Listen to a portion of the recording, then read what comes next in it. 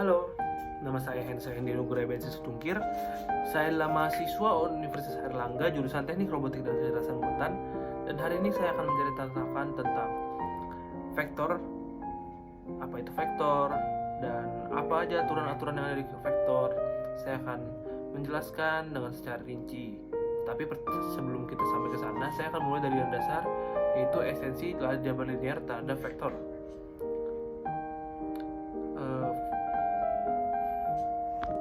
Baik, jadi saya akan mulai dari vektor. Apa itu vektor dan dasar dari vektor? Dasar fundamental dari aljabar linear adalah vektor. Terdapat 3 perspektif terhadap vektor, yaitu dari pandangan fisikawan, matematikawan, dan ahli komputer. Bagi fisikawan, vektor adalah arah dan panjang yang mendefinisikan suatu satuan tertentu. Sedangkan dalam perspektif ahli komputer, vektor adalah sepasang angka yang mempresentasikan 2 dimensi. Sedangkan matematikawan itu menggenerasikan kedua definisi tersebut dengan mendefinisikan vektor sebagai entitas yang dapat dijumlahkan atau dikalikan dengan angka.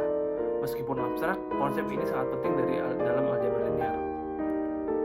Vektor mempunyai 2 jenis, yaitu vektor 2 dimensi dan vektor 3 dimensi. Pada vektor 2 dimensi, vektor itu terdiri dari sumbu X sebagai sumbu horizontal dan sumbu Y sebagai sumbu vertikal. Dan pada vektor 3 dimensi ditambahkan sumbu Z yang tegak lurus dengan sumbu X dan Y. Penjumlahan vektor dapat dilakukan dengan menambahkan vektor pertama ke kedua dengan menambahkan masing-masing komponen yang ada di kedua vektor tersebut. Sedangkan pengenalan vektor atau dengan angka atau yang bisa kita sebut skalar itu dilakukan dengan mengubah panjang vektor sesuai dengan faktor skalar tersebut. Perkara ini juga dilakukan dengan mengalihkan setiap komponen vektor dengan skalar tersebut. Aljabar linear membantu analis data memahami pola secara visual dan membantu fisikawan serta programmer menggambarkan dan memanipulasi ruang menggunakan angka. Baik. Jadi, dalam yang kedua ini saya akan menjelaskan tentang kombinasi linear dan basis dalam vektor. Jadi saya ingin mengajak Anda untuk berpikir tentang koordinat sebagai skalar yang meregangkan atau menyusutkan vektor. Dalam sistem koordinat X, Y terdapat 2 vektor khusus, yaitu I dan J. Koordinat X pada vektor meregangkan I dan koordinat Y pada vektor meregangkan J, menghasilkan vektor yang merupakan penjumlahan dari 2 vektor yang telah diskalakan. Kombinasi linear ini cukup mencakup semua vektor yang dalam ruang dimensi, kecuali jika kedua vektor tersebut sejajar, yang hanya mencakup vektor satu garis. Tetapi, dalam ruang 3 dimensi, span dari kedua vektor yang tidak sejajar akan membentuk bidang datar yang melalui titik asal jika kita menambahkan vektor ketiga yang tidak berada di bidang yang sama. Span dari ketiga vektor tersebut akan mencakup seluruh ruang 3 dimensi. Namun, jika vektor ketiga di bidang yang sama, span tidak akan berubah.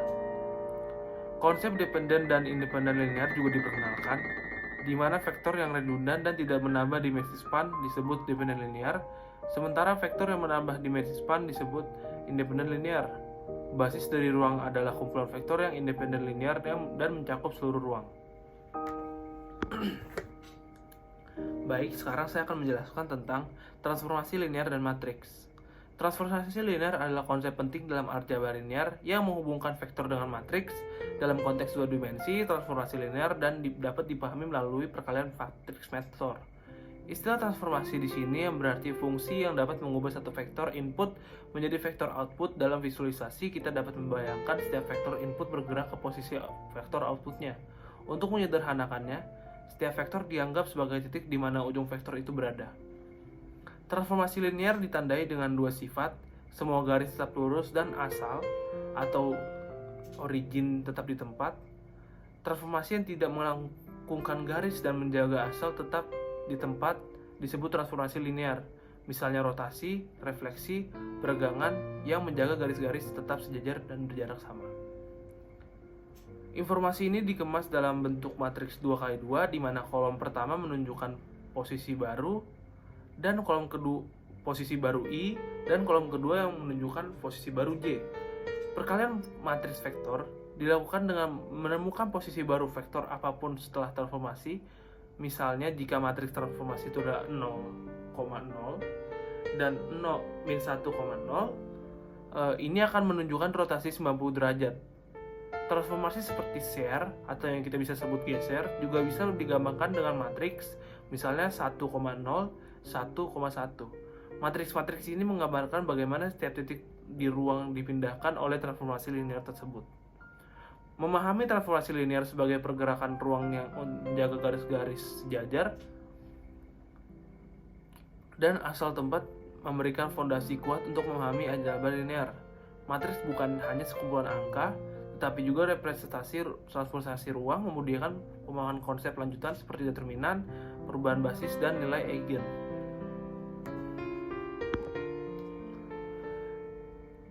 Jadi, konsep transformasi linear sebagai hasil dari komposisi beberapa transformasi matriks. Transformasi linear merupakan fungsi dengan vektor sebagai input dan output yang secara visual mengubah spasial dengan garis, grid tetap paralel, dan titik asal tidak berubah. Pentingnya basis vektor dalam menentukan transformasi linear ditekankan, di mana setiap vektor dapat dijelaskan sebagai kombinasi linear dari basis vektor. Konsep perkalian matriks vektor digunakan untuk mempresentasikan transformasi linear secara komputasional, dengan matriks mempresentasikan transformasi dan perkalian matriks, dengan vektor menerapkan transformasi pada vektor. Pembicara juga menggunakan konsep komposisi transformasi linear, menggabungkan dua transformasi menjadi satu. Dia menekankan pentingnya urutan perkalian matriks dalam menghitung efek dari komposisi transformasi. Jadi, sifat asosiatif perkalian matriks dan menekankan pemahaman intuitif tentang transformasi linear dan komposisi sebagai kunci untuk memahami sifat-sifat perkalian matriks. Makanya kita juga harus bereksperimen dengan konsep ini dan akan saya jelaskan lebih lanjut. Jadi saya juga akan menjelaskan tentang transformasi linear 3 dimensi menggunakan vektor matriks. Jadi walaupun fokus utama kita adalah pada transformasi 2 dimensi, karena lebih mudah dipahami, tapi kita juga harus bisa memahami transformasi matriks linear 3 dimensi dengan mengambil vektor input 3 dimensi dan menghasilkan vektor output 3 dimensi. Untuk menggambarkannya, kita menggunakan 3 vektor dasar standar I, J, K. Transformasi ini sepenuhnya dijelaskan oleh perubahan posisi vektor yang dasar ini yang direkam dalam matriks 3x3. Contoh sederhana dari rotasi 90 derajat ke arah sumbu, ya, di mana koordinat vektor dasar menghasilkan matriks rotasi. Untuk menerapkan transformasi ini pada suatu vektor, kita mengalihkan koordinat vektor tersebut dengan matriks transformasi dan menjumlahkan hasilnya. Perkalian matriks 3 dimensi menggambarkan komposisi transformasi yang berguna dalam grafika komputer dan robotika. Materi ini penting karena memudahkan kita pemahaman tentang rotasi dan transformasi 3 dimensi. Jadi saya juga akan membahas tentang konsep determinan dan signifikansinya dalam memahami transformasi linear. Determinan dari sebuah matriks mencerminkan bagaimana matriks tersebut meregangkan atau meremas ruang dan sangat penting untuk memahami faktor perkalian atau area volume di bawah transformasi. Determinan positif menandakan orientasi tidak berubah, sementara yang negatif menunjukkan inversi orientasi. Dalam 2 dimensi, determinan mengukur penskalan area, sedangkan dalam 3 dimensi mereka mengukur penskalan volume. Determinan dari 2x2 dihitung sebagai AD strip BC, di mana A, B, dan C, dan D adalah elemen matriks. Memahami inti determinan lebih penting daripada keruwetan komputasi dengan menekankan intuisi visual. Dicatat bahwa perkalian matriks mempertahankan determinan. Bab ini juga menghubungkan transformasi linear dengan penyelesaian sistem persamaan linear dan berdasarkan relevansi praktis dalam aljabar linear. Penguasaan atas determinan meningkatkan pemahaman tentang transformasi spasial, aspek inti dari esensi aljabar linear. Jadi saya juga membahas tentang konsep matriks balikan, ruang kolom, dan ruang nol dalam konteks aljabar linear. Dalam video ini penekanan diberikan pada pemahaman visual tentang operasi matriks dan vektor melalui transformasi linear. Penjelasan dimulai dengan membahas pentingnya aljabar linear dalam menyelesaikan sistem persamaan. Ketika matriks memiliki determinan yang tidak nol, terdapat matriks balikan yang memungkinkan pemecahan persamaan. Matriks balikan ini secara geometris mempresentasikan transformasi yang terbalik dari matriks asli, namun ketika determinan nol, matriks tidak memiliki balikan dan solusi mungkin tidak ada atau tidak terbatas. Konsep ruang kolom dan ruang nol membantu dalam memahami kapan solusi mungkin ada dan apa bentuknya. Jadi saya juga akan menjelaskan tentang matriks non persegi sebagai transformasi atas dimensi. Jadi saya akan memberikan pemahaman tentang transformasi linear dari vektor 2 dimensi ke 3 dimensi atau sebaliknya yang mempresentasikan dengan matriks 2x2 atau 3x3. Namun pemahaman dilanjutkan dengan matriks non persegi yang menggambarkan transformasi antara dimensi yang berbeda, misalnya dari 2 dimensi ke 3 dimensi.